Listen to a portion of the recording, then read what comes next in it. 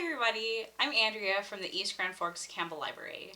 Today I'm going to show you how to do an image transfer craft using acrylic gel medium.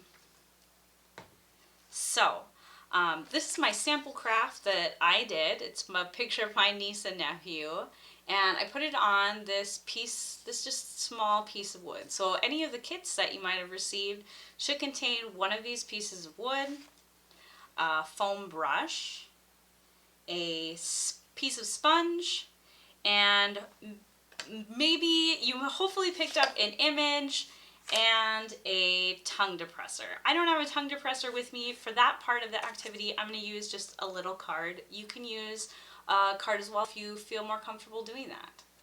All right, so let's transfer to my workspace. Okay, so the first thing I need to do is to trim up my picture so it fits neatly on top of my wood square. My wood square, you may notice, has rounded corners. So you can cut the corners rounded, or you can leave them and then they'll slough off at the end. I'm going to cut my corners a little rounded just because I like the look of it a little bit better.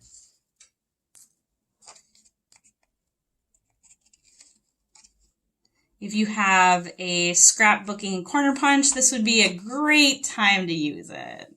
I'm not very good at just cutting corners by myself, but we're giving it a try.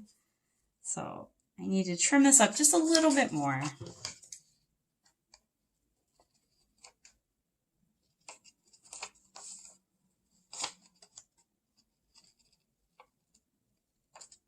Okay.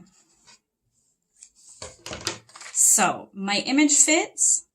If there's a little overhang, that's okay too. So next I'm going to cover my wooden square with gel medium. So this is the gel medium that I have.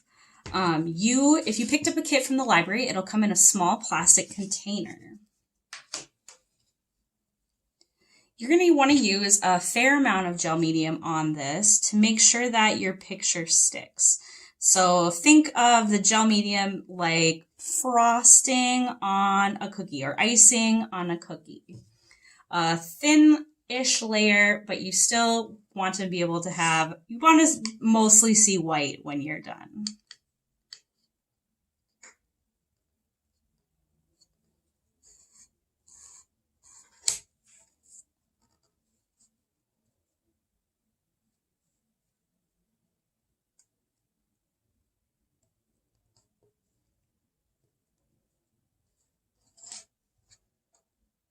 Okay, I'm going to add a little bit more to the edge.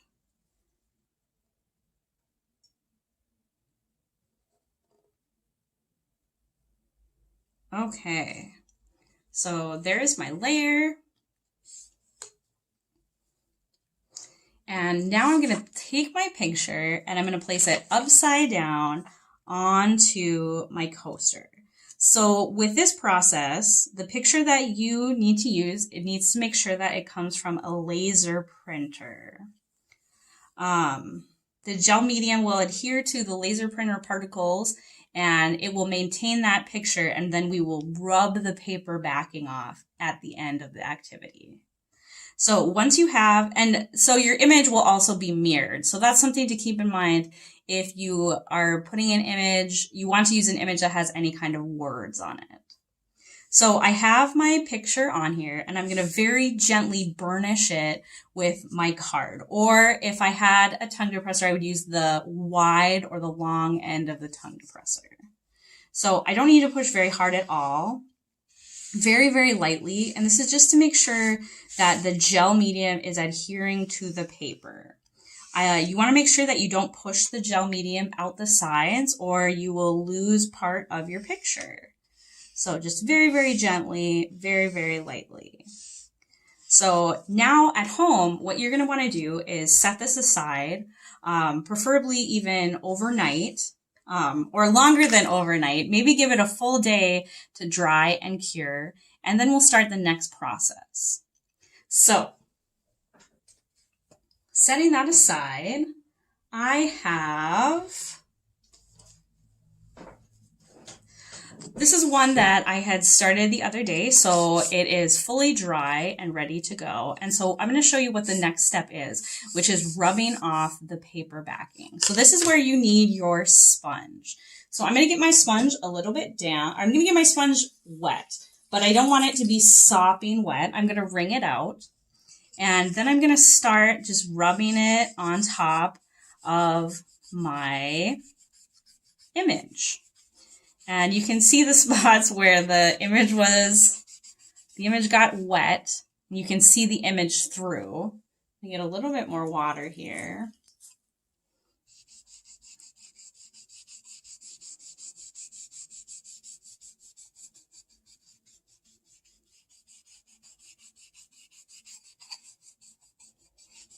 Okay, and once you get your image wet enough, the paper backing will start rubbing off. So you can see a little bit there that it is coming off. So I'm going to keep rubbing at this, and I'm going to use my finger because it is a little bit more delicate than the sponge.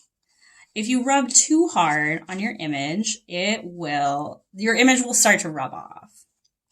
So you want to be pretty careful, pretty gentle. This craft actually requires quite a bit of patience. I don't want to scare you off, but this gentleness and patience. So you can see that some of my image is starting to come through. And I'm going to make sure I get that damp again, just to make sure that the paper comes away easily.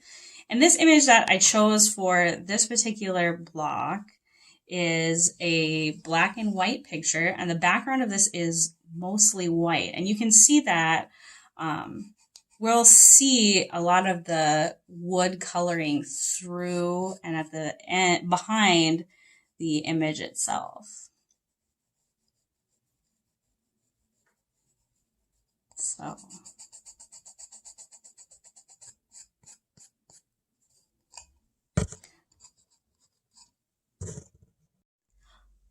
one thing you might find as you're working on your image is that working at rubbing away the paper backing is that sometimes you'll rub a piece away.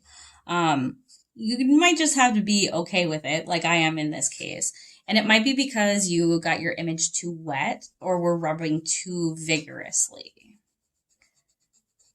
Sometimes I like to set this aside and let it dry completely so I can see where the large pieces of paper are still on this image.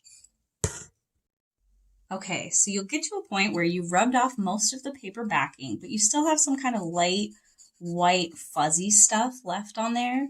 What you can do to help finish and to help get that off is to take just a little bit of, this is olive oil, but you could use vegetable oil or canola oil, and just start to rub it on your picture. It will brighten up the colors on there, and it will help to get rid of those white fuzzies. You don't need a ton. I'm just using a little bit that I had on my finger.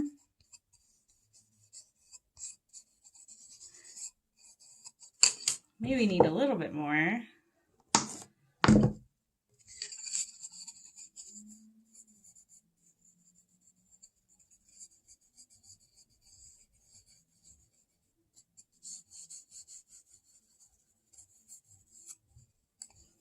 And that will soak into your image, and you will have a nice, shiny, beautiful color image transfer.